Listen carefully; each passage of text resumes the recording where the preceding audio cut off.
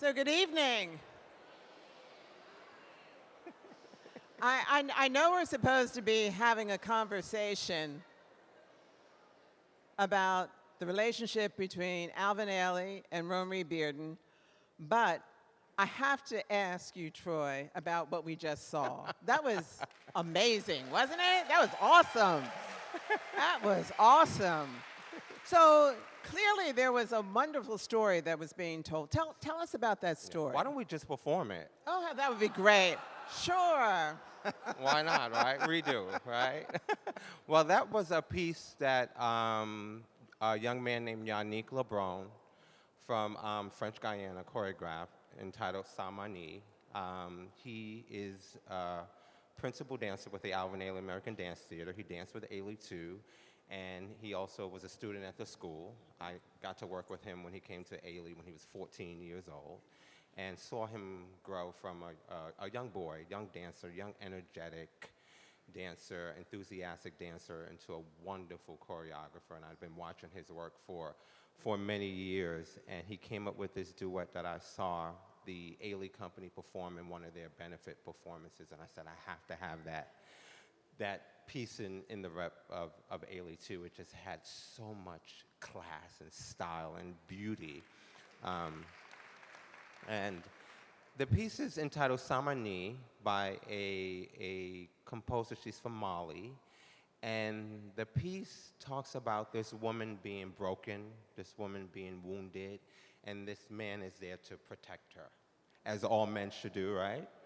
Just to protect our women. And, you know, she goes through the trials and tribulations of fearing death, basically. So he's there to protect her.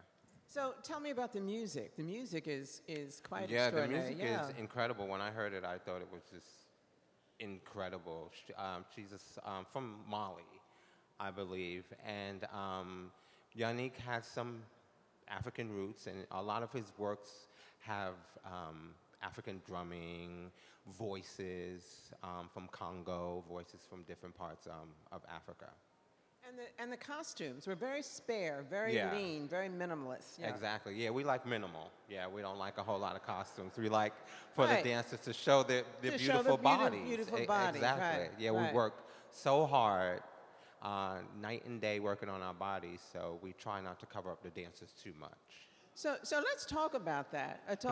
Because when you see the exhibition, when you see the Romare Bearden exhibition, one of the things that's very striking is that he loves the black body. Yeah. He loves it. He revels in it. He likes he really believes in the beauty of it. And so there are many points of similarities between Bearden's aesthetic and Ailey's aesthetic. So. First of all, before I get into that, the thing that I find that is remarkable about Alvin Ailey is that he started his company in 1958.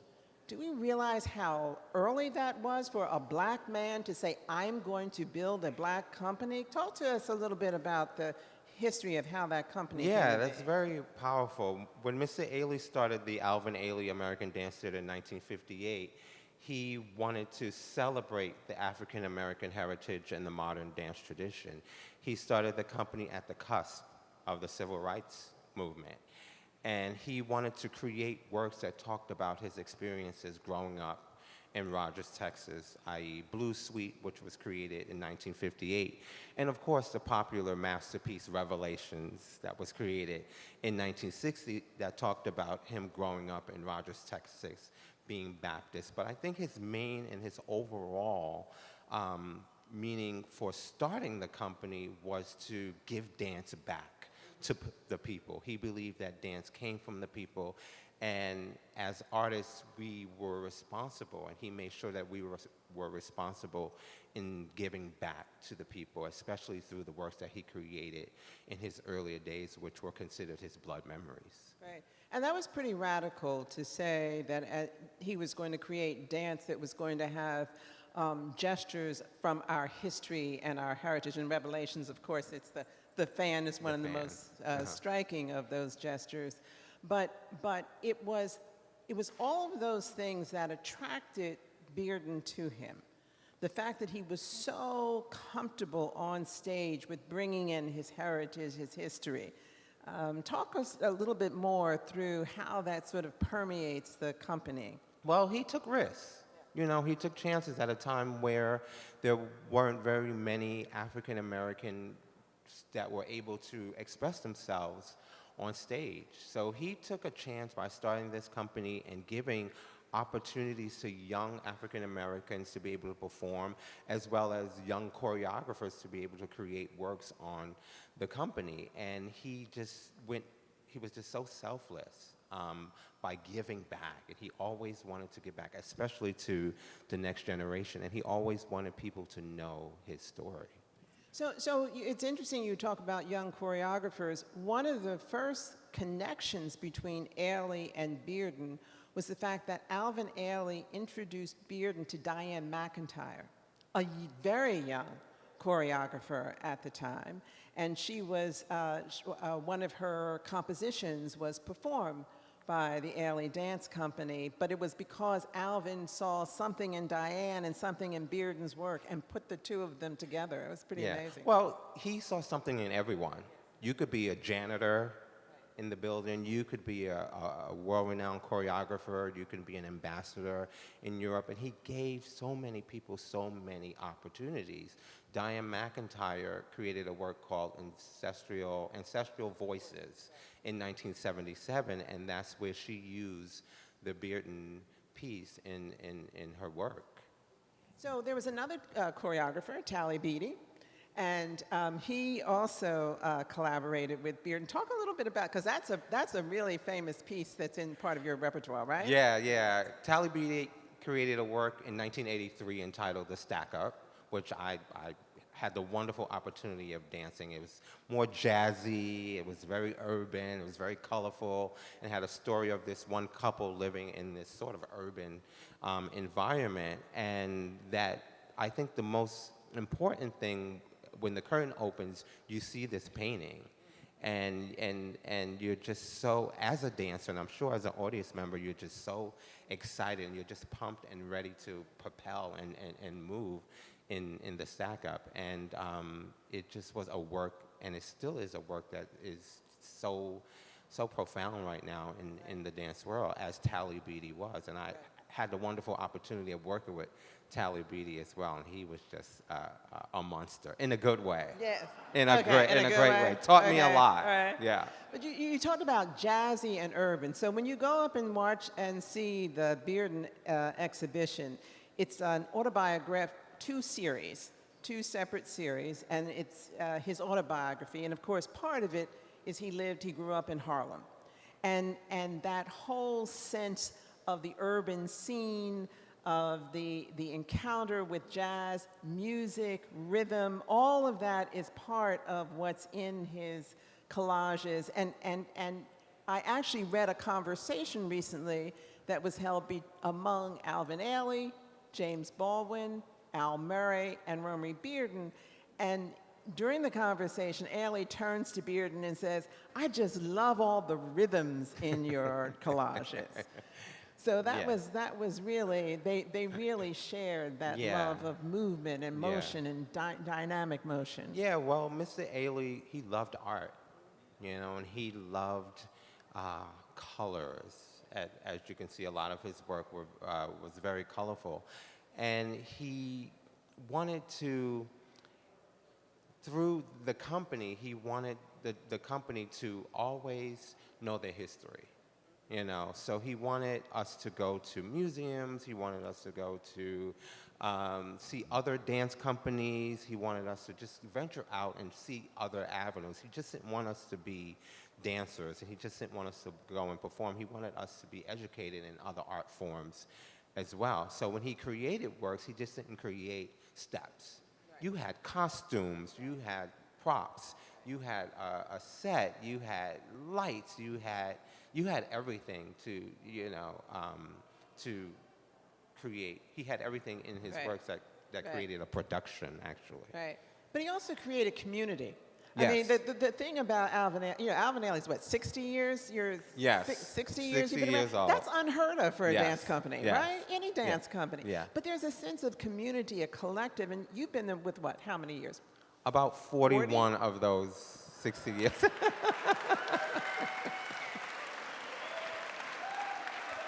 I'm 25.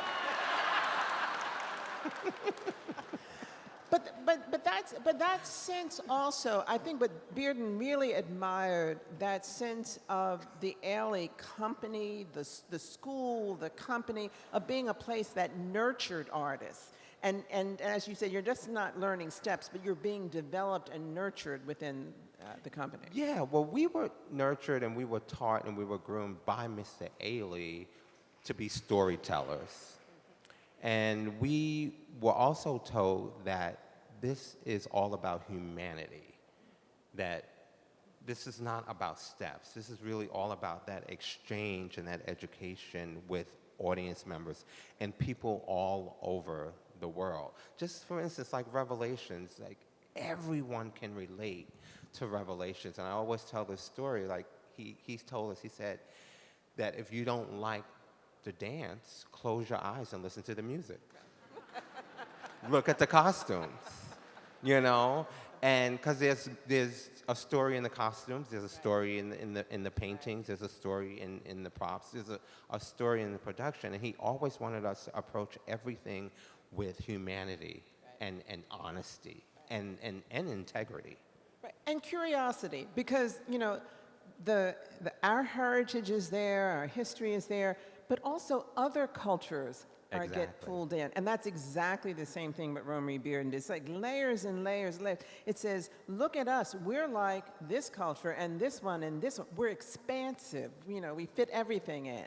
Yeah, and I think for Romare as well as Mr. Ailey, bringing other cultures not only to the theater but into the company was a part of their learning lessons as well, part of educating themselves on other cultures. So when he invited other cultures, other races into the company, he created works on them based off of their cultures as well as his, for his benefit, for him to, create these works and for him to know and have the knowledge of these other cultures. So he was very selfless in that way as well.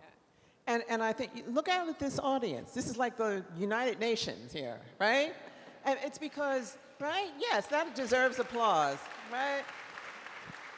Because you can look at this work and you can see yourself. Yes. No matter who you are, you can see yourself. Exactly. And it's the same thing with Bearden's collages. You can see yourself in them. And this amazing thing that you can create this story about Black history and Black culture and who we are and have it represent everybody. Exactly. Yeah. Exactly. So I think that at the core, that's where they are really Very parallel. Very yeah, parallel. in yeah. that sense. It was about the people. Right. So I don't know if I'm told that we may have some time for questions. I'm looking around for yes. somebody to give me a sign or a symbol to tell me I can do that. Anybody wants to do that? Okay, thank you. All right. And I can run a mic for you if you guys can hold just so everybody can hear you. All right. Yes, Good evening. My husband and I were privileged enough to see Alvin Ailey performance during the 1996 Olympics in Atlanta. It was part of the Olympic experience. So does anybody have any recollection about that? I danced. You there? You danced. There you go. He can tell you all about it. I don't remember anything about it, but I know 1996, I danced. All I know that there were a lot of people, of course, because of the Olympics, and I think that was very monumental to have that Ailey perform at that time when the Olympics was starting, and that kind of goes back to what we were saying earlier about how international the company is and how broad like our range is and how far we go as artists. But yeah, I was here, and there was a lot of people, a lot of people. I saw it. Hello, I have a question. Over here? Thank you for the work that you guys do. I've been seeing you know, seen you guys over and over for about 40 years. Saw you guys in Rome, and you guys had to do 10 encores of Revelations. The Italians wouldn't let you leave. But my question is, Miss Jamison, is she still walking the studios telling you guys to plie a little bit higher? Okay, that's your question. And I was in Rome at the time again, yes, indeed. And we did 10 encores over and over. They wouldn't let us leave the stage. Probably about 2 or 3 encores. And I just have to say something about Miss Jamison. She is, as we know, an icon in dance. You know, she is one Definitely. of Here, here. the queens, Yes. one of Yes. Mr. Ailey's Absolutely. gems. I mean, he absolutely adored her, and he absolutely trusted her with the Alvin Ailey American Dance Theater. Yeah. And she ran it for about 22 or 23 years, Right. and she just sort of really stepped into his shoes, which were Right. very big. Yes. You I know, remember with that. such an easy, smooth transition. And I have to just acknowledge her and thank her for grooming me, because I danced in the company Yes. under her She leadership. was spectacular. And she just Absolutely. replicated Yeah. what he meant, and she just really developed the company and brought the company to a higher ground. Yeah. And now Robert Battle, who is the artistic director of Right. the company, who is her protege, is just doing a fabulous job at continuing Mr. Ailey's legacy with such great integrity. That's so amazing, isn't it? That lineage, you know, he founded the company and passed on that ethos to Judith Jamison and then to Robert Battle. I mean, so that just is a testimony to the power of his artistic Yeah, vision. and he was so ahead of his time. I was watching a video of him in 1983, and as the credits were rolling, you hear his voice saying, I want a school. Yes. Yeah, I want my own building. I want a second company. I want 60 dancers. I want to travel all over the world. I want, you know, he wanted more choreographers to come in. So he was really ahead of his time, and now we see it happening Right. because of people like Judith Jamison and Robert Battle, who are continuing his legacy And that supporting building it. you have in New York City is magnificent, Yeah. isn't it? That building is magnificent. We call it the Glass Palace. It is. It is a glass. palace. And you have a relationship with Fordham University, don't you? Yeah, we have So- a program with Fordham University, the Ailey Fordham BFA program, where you can gain a Bachelor of Fine Arts degree in dance while studying your academics at Fordham University and studying your dance classes at the Ailey School. So those of you who think about going to college, this is a plug, you know. Go online and you can study at the Ailey School, one of the best schools in the world. So we have a young student right here who has her hand raised. Let's hear from her. How old were you when you noticed that you wanted to dance? How old was I when I knew I wanted to dance? Oh, okay. Probably, I think I danced in my mother's stomach. I really think I do, and I really think that dance chose me. But I think around the age of probably, how old are you, 13? 12? 11. I think around 11, 12. Trying to recruit. That's when I knew this was something I wanted to do. And then having the wonderful opportunity of working with Mr. Ailey at the age of 14, being recruited by him at the age of 9, meeting him, and him coming into my elementary school. He's big on giving back to the next generation and big on arts and education. He had this program at Ailey where we had, the title was Arts Connection. We had the facility, we had the money, we just didn't have any students. So Mr. Ailey went out into the inner cities in New York City, and he recruited dancers, young kids for this program, and I was one that happened to be chosen. And when he came in and did the workshop, I just didn't know who this man was. He served as a father figure. To see a young black man dance in front of me, it's like, wow, I see myself Right. in him. And This is okay for me to do. This is okay for me to do.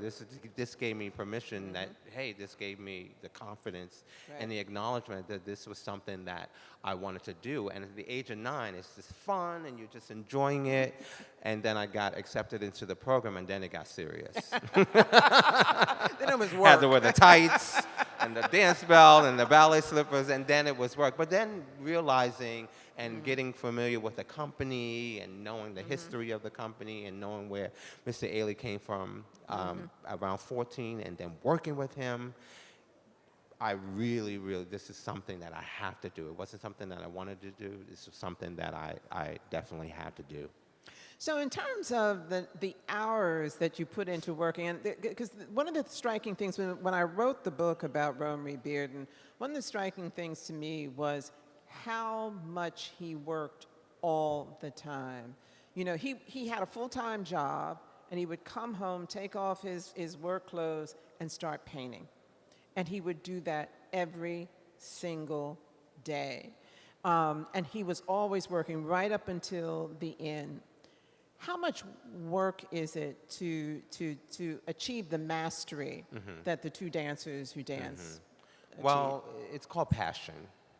You know, if you're passionate about it, it's something that you will spend endless nights doing. We rehearse probably about 8 to 9 hours a day, 5 days, sometimes 6, 7 days a week. The training is vigorous. When you're a student, you're taking 15 classes a week. You're taking ballet every day. You're taking modern every day, a Horton bass or a Grand bass. You're taking jazz. You're taking West African. You're taking all of these techniques. And I think when you get into the company and you start working on this schedule, it just becomes immune to you. You're just so used to it because of the training that you have. And he found that it was very important that dancers had training. So that's when he started the school in 1969, where he wanted his dancers not only to move, he wanted these dancers to have technique. He wanted these dancers to be trained dancers, especially African-American dancers. And then in 1974, he came up with another brilliant idea of handpicking 12 of the most promising students from the Ailey School and created Ailey II, where these young dancers would get the opportunity to know what it was like to become professional dancers. Right. Any other questions? 'Cause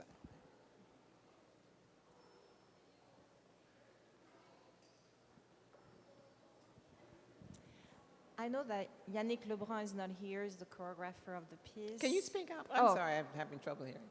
I understand that Yannick Lebrun, the choreographer of the piece, is not here, but I'm curious to know what is the choreographic process that he, or even in general, the school is following to create those masterpieces. Yeah, well, each choreographer has a different way of working. Oh, the question was, what is the choreographic process? Each choreographer has a different way of working. Yeah, some choreographers will come in and have it mapped out. They will have the steps, they will have the casting, they will have the costumes, the music, they will have the lights, and then you have some choreographers who will come in and won't have any of that. And I think it relies on the dancers of the company and see how professional they are to be able to execute what the choreographer is trying to say, especially when the choreographer comes in and the work is very abstract. The work doesn't have a theme or a story. And I think those are probably some of the best times that we've had in the studio, when choreographers would come in and ask the dancers for some advice, ask the dancers for some input. I know this past year we have a piece entitled Sihi by a young lady named Andrea Miller, and she really came in and she talked to the dancers for hours and hours before they even did a step. So each choreographer has a different way of creating work. So we give them 3 hours a day at 3 weeks, so we give them about 45 hours. Sometimes we allow them a little bit more time. As we know, choreographers are never confined to one piece. I think Mr. Ailey said that he still was willing and wanting to work on Revelations over and over and over again and kept changing it. But that's how things evolve. But yeah, choreographers will, come in and each one has a different way of working. There's a question in the back here, this gentleman in the back. I'm sorry, I didn't mean to make you run all the way to the other side of the gallery.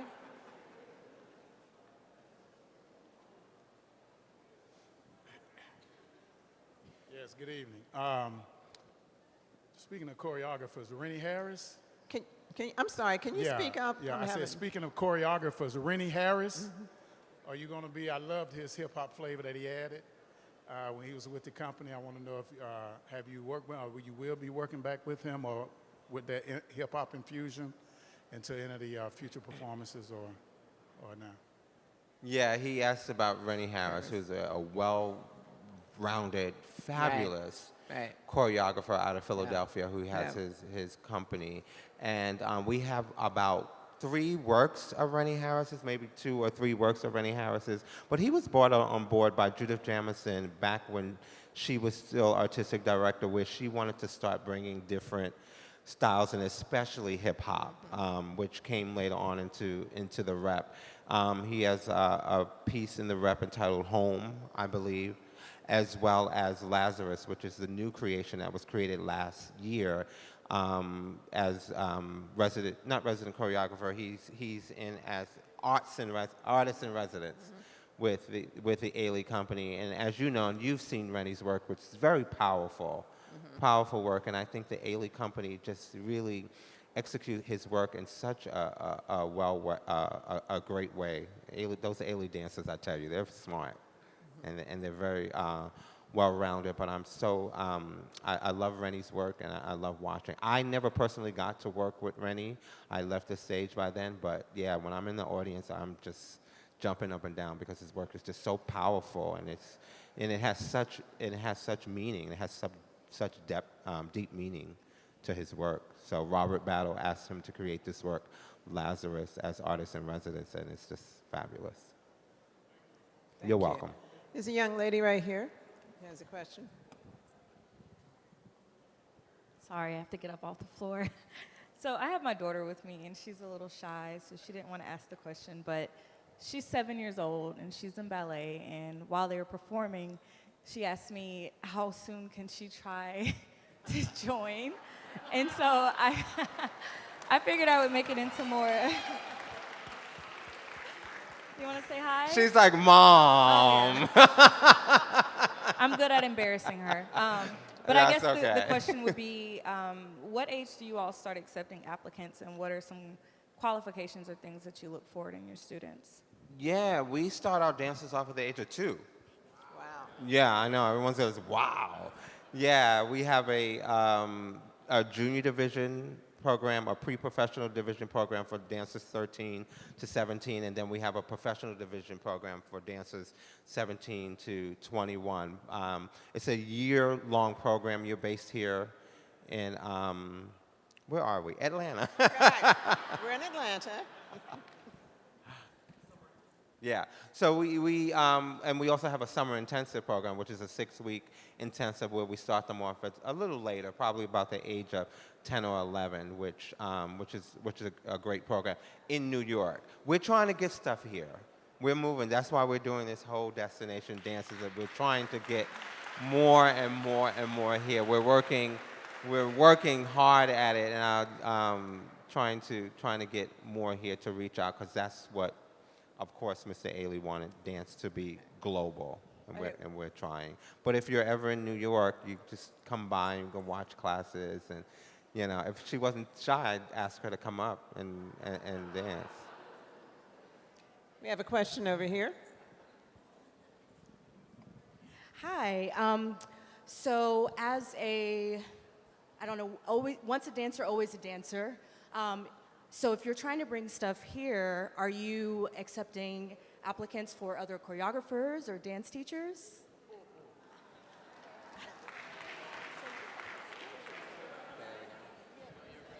Yeah. Yeah, we always in need of teachers. choreographers. I like to get video submission or go online now. The new thing is people putting things on Instagram, or you can send a video of your work to either myself, Tracy Inman, who's the director of the school, Tiffany Barnes, who's the director of the junior division, and of course Robert Battle, who's the director of the Alvin Ailey American Dance Theater. I also, if you have something coming up, I'm also willing to be invited to come, because I always like to come and see live performances. So yeah, we're always recruiting choreographers. We're always recruiting teachers as well. Thank you. Nia?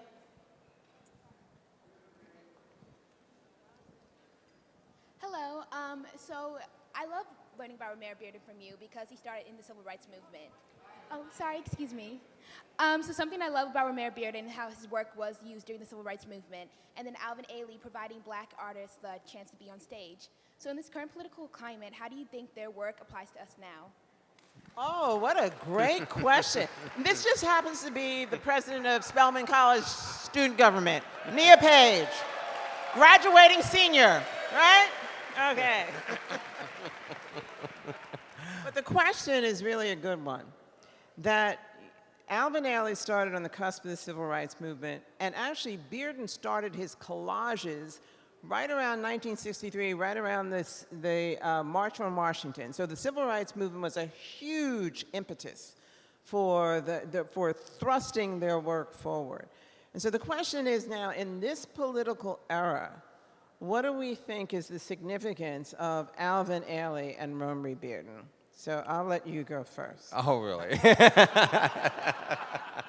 Well, I think that art itself is just, it just defines passion, and I think, as we were saying earlier, that Alvin Ailey sort of was ahead of his time by putting people like Judith Jamison and Robert Battle in leadership positions, whereas they're really, really celebrating his legacy. And I think the more that we celebrate our heritage and our African American culture through dance, through the modern dance tradition, with honesty, with beauty, and so much integrity, I think that in this climate, that when people see dancers, especially African American dancers, especially dancers from the Alvin Ailey American Dance Theater, give their hearts and souls and tell their stories, their own personal stories through dance, I think that it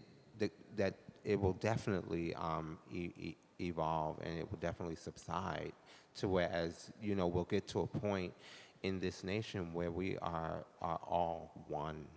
Right. Right.